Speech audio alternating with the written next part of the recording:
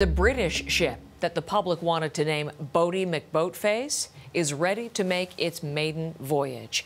It's a polar research vessel tied up now on the Thames in London, a public appearance that is part of the lead up to the COP26 climate conference in Glasgow, which begins Sunday.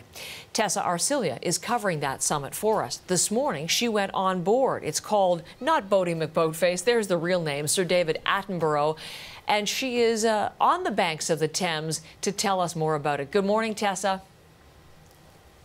Good morning, Heather. Well, yes, we did have a chance to see the boat inside. It is just slightly bigger than the length of a football field, quite wide inside, very well equipped with some of the latest technology. The scientists were saying that this is one of the most advanced research scientific vessels out there today. And its main task as a polar vessel, as the name suggests, is to study the polar regions of this planet to get more understanding about the impacts of climate change. And indeed, it is named the RRS Sir David Attenborough, named after a much-loved English broadcaster here who is also a naturalist and a natural historian.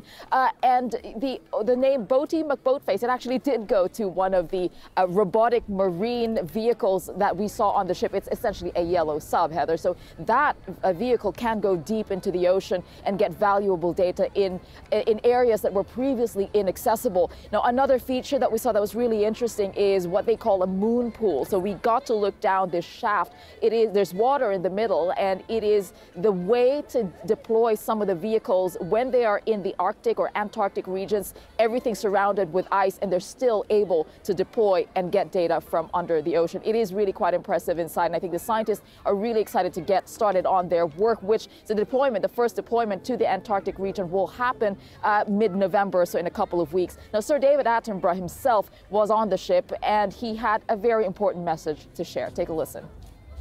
I hope and pray that, my goodness, it takes action, that the nations of the world, in the light of the scientific discoveries that this ship will undoubtedly be making, that nations got together and listened to the science of what has to be done if the world is not to be overcome by catastrophe. So this ship, Heather, is part of an investment that the government is making, the first big one that they've done since the 80s. And of course, in the lead up to the Global Climate Summit, it is just one of many that they're rolling out heading into that, Heather. And the whole picture of what we know of climate change, the science, how important is polar science in our understanding, Tessa? Oh, very important, Heather. The scientists that I've spoken to, they say to us that this is the early warning system of the planet. What happens at the polar caps will give us a better and clearer understanding of what will happen to wherever we are on this planet. So melting ice caps will help determine rising sea levels, and the new technology they have will tell us what is happening with atmospheric pressure, what's happening underneath the ocean. It is crucial, according to the chief scientific advisor of the British government. Take a listen. Polar science has been so crucial to our understanding of climate, and the work that's done from understanding the cryosphere, the ice shelves, glaciers, to measuring atmospheric change, to understanding sea level change, ocean currents, life itself. These are crucial as we enter the next period trying to tackle climate change. So the first mission will go well until the summer next year, Heather. We'll get some of that data already. And Sir David Attenborough, again, before he left, said bon voyage to the maiden voyage of his namesake. Heather?